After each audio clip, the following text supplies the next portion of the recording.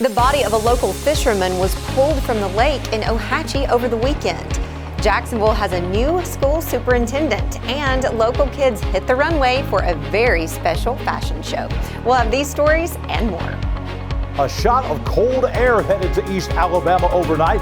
We'll have the complete forecast details coming up. Coming up in sports, one local golf team won their tournament this past weekend. We also preview the night ahead. EAN Local News starts now.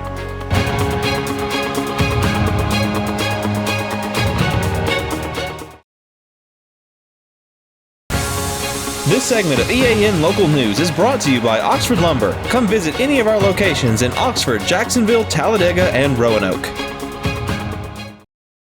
Hello, we're glad you could join us. I'm Katie Edward. And I'm Mike Stedham. The body of an Anniston man missing since Thursday was recovered from Neely Henry Lake in Ohatchee Sunday afternoon. Officials say 62-year-old Mark McGuirk was fishing with friends on a pier near One Lakeshore Lane Thursday afternoon, but did not return to his campsite that evening.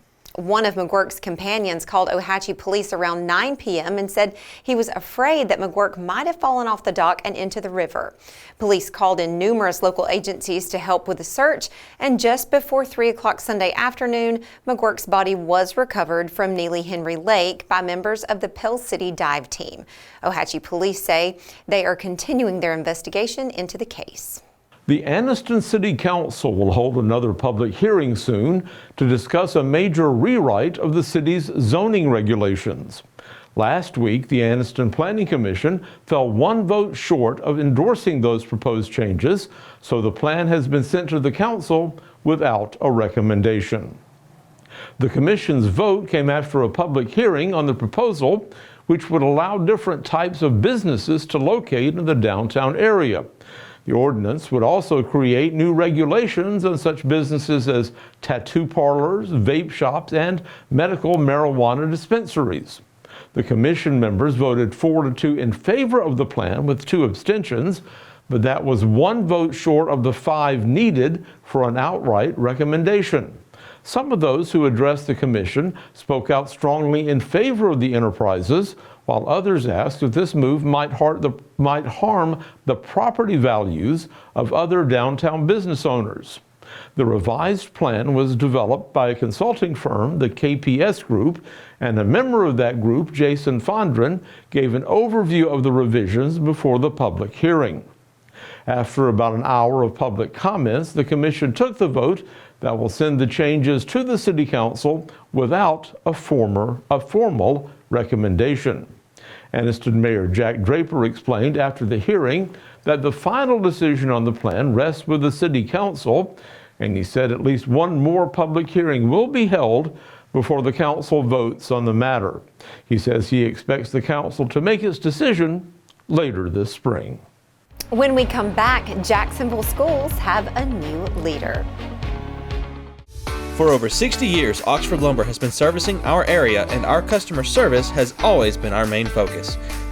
Our customer service is what sets us apart from anyone else. From the moment you enter, our highly trained staff will treat you like family. To enthusiastically provide total customer satisfaction within a positive and self-fulfilling employee relations environment. Visit us at any of our 4 locations or at oxfordlumber.com. This segment of EAN Local News is brought to you by WM Grocery, located in Heflin, Wadowee, Roanoke, and in Piedmont. The Jacksonville City Board of Education has chosen interim superintendent Dr. Michael Barber to take over that job full-time. The decision came Thursday, weeks ahead of a projected timeline established at the February 28th meeting. At that time, a representative for the Alabama Association of School Boards recommended that the Jacksonville officials pick a new leader from among the 5 candidates before spring break, which begins today. Jacksonville City School Board President Ed Kennedy reflected on the decision Monday. He was just a good fit. For one thing, he's already acting as interim. We don't have to do a whole lot of training with him, so he can just kind of move on in, and he's worked with Jacksonville. He likes Jacksonville. And like I said, he just seems to be the good person for the job. He's very involved with our community. He attends the city council meetings, the county commission meetings. He attends the Exchange Club meetings. He comes to lots of events at the school. He comes to events that the city has. So that was one of the turning points right there, his involvement and his engagement with the community. Kennedy says Barber stood out because he was just one of 2 candidates with a PhD and because he came highly recommended both by faculty and other community leaders, including city council members. There were several council members. I think our mayor, he's very fond of him also. I had a conversation with him last week. Even our director here at Parks and Recreation, she was fond of him when she met him, and our staff too. Not to mention that the county commissioner, they spoke very highly of Dr. Barber also. Barber previously served as superintendent of Pell City Schools, where he also worked as the assistant superintendent and high school principal. Prior to working in Pell City, Barber got his start in Talladega County Schools. Barber holds multiple academic degrees. 4 are from Jacksonville State. His most recent degree, a doctorate in ministry, was earned at the Temple Baptist Seminary. The Jacksonville job opened in January when former Superintendent Mike Howard left that job to take the helm at Lee County Schools.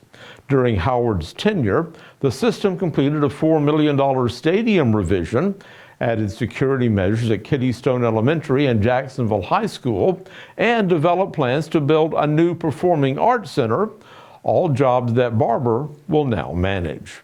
We just feel that he's going to be the person that leads us in the direction that we're going right now. We have a lot of projects going on with our Performing Arts Center. We just finished our football stadium and our track. We've got work to do on our cafeterias and, just upgrade some equipment. So right now he's just jumping there, rolling up his sleeves and going to work for us. When we return, area children strut their stuff at a local department store. Since 1993, WM Grocery has been a major part of our local community. WM offers the very best in fresh produce and an outstanding meat department. WM also has many local products not found anywhere else and fresh sushi every day. If you need an event catered, come see Mrs. K at any WM store. Curbside pickup is also available for your online grocery orders. Be sure to download the WM app for all the deals of the week and shopper rewards. Go check them out today at any of their locations. We take pride in our community and appreciate your business. Segment of EAN Local News is brought to you by Waldrop Manufacturing, metal buildings made right here in Calhoun County. This past Saturday at the Quintard Mall, Dillard's held a kids-only fashion show that proved a big success with the store's customers. Vegas, one of the kids in the show, had a lot to say to EAN afterward. I've been learning about sentences. I've been learning about how space is. Yeah. And I know how to break out some sight words. And I know how to spell this sight word. And it's like Pizza.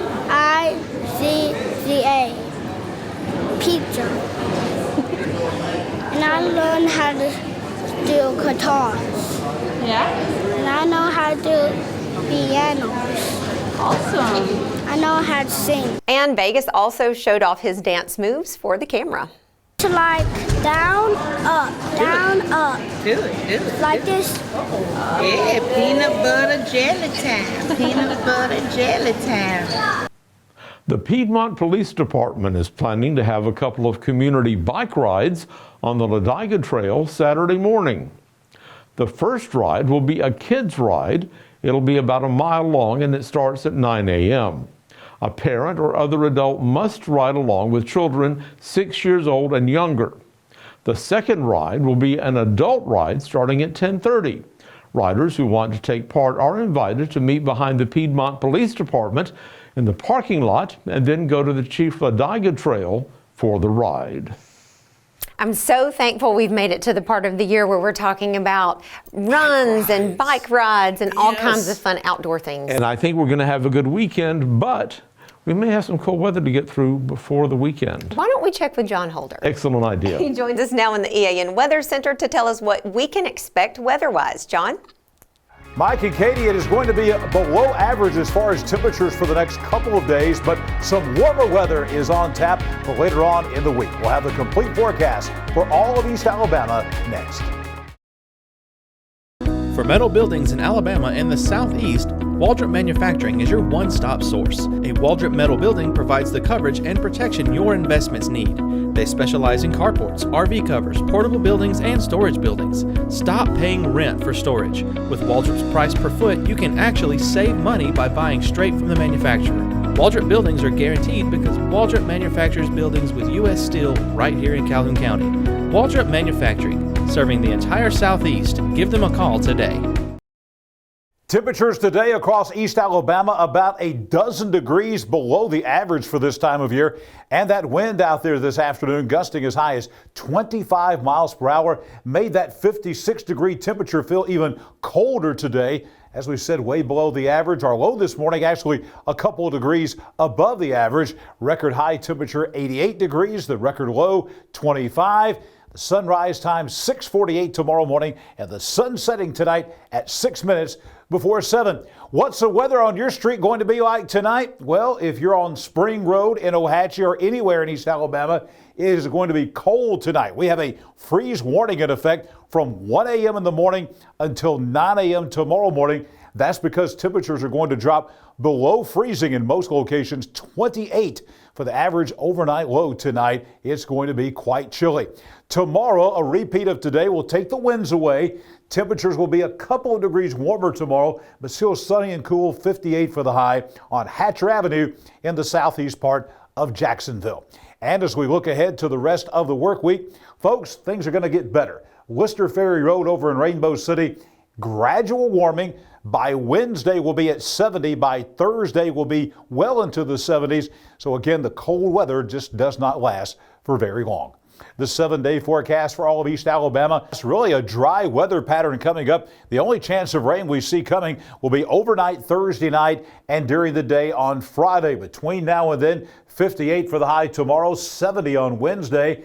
As it's been for the last 3 or 4 weeks, Thursday is the best day weather-wise coming up. 72 for the high with no rain in the forecast. Rain overnight Thursday night, lasting into the day on Friday. But no storms like last Friday. Just a small chance of rain, about a 1 in 3 chance. The high at 64 degrees. But a very nice weekend coming up as we look at Saturday and Sunday. We'll be back in the upper 60s on Saturday, lower 70s on Sunday. No rain in the forecast. A good spring weekend coming up. And then again, the warm weather continues into Monday of next week as we remain in the low 70s. We talked about that freeze warning in effect for all of East Alabama, really most of the state under a freeze warning tonight as temperatures in most locations north of I-20 are going to be in the 20s tonight.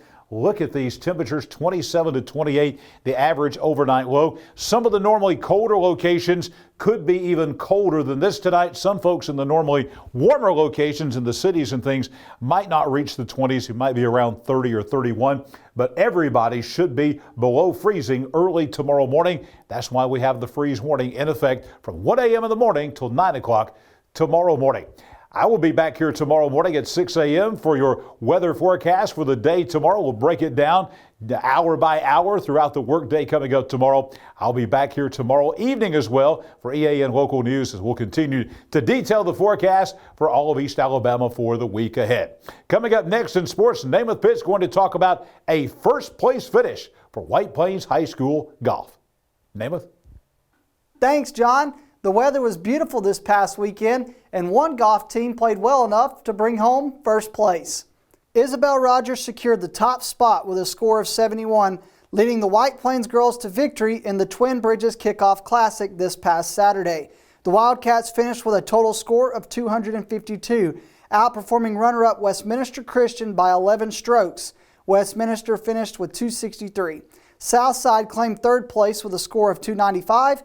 Savannah Sandin from Aniana came in second place with a score of 72, while Mallory Brooks represented Southside. Isabel Rogers, you see her right there in the middle, was the first place winner with a score of 1 under at 71.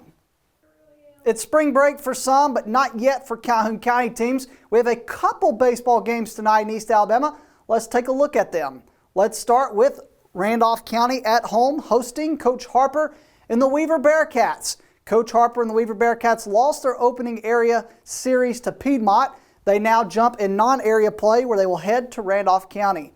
Also tonight, It's the Ranburne Bulldogs making the trip to Handley to face the Tigers. This is non-area Class 4A versus Class 2A as Ranburne travels to Handley. Also tonight, Sacs still looking for their first win of the season. Tonight they travel to Raglan to face the Purple Devils. Will Sacs get their first win of the season, or will Raglan prevail? It is a much busier night for softball here in East Alabama compared to baseball. So let's take a look at all the games for tonight in East Alabama. Let's start with the Alexandria Valley Cubs. Coach Hess and the Valley Cubs are on the road tonight, and you see that? That is St. Clair County. So Alexandria will make the trip to St. Clair County tonight, where they will face off against St. Clair County. Also tonight, Jacksonville Christian Academy Thunder at home tonight in Jacksonville, where they will host the Galesville Trojans. This is Class 1A competition as JCA hosts Galesville tonight.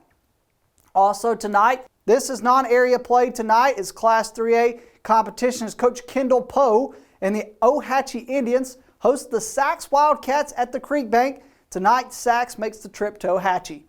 Also tonight, Coach Bryant and the Pleasant Valley Raiders will be on the road, where they will head to Southside to face the Panthers.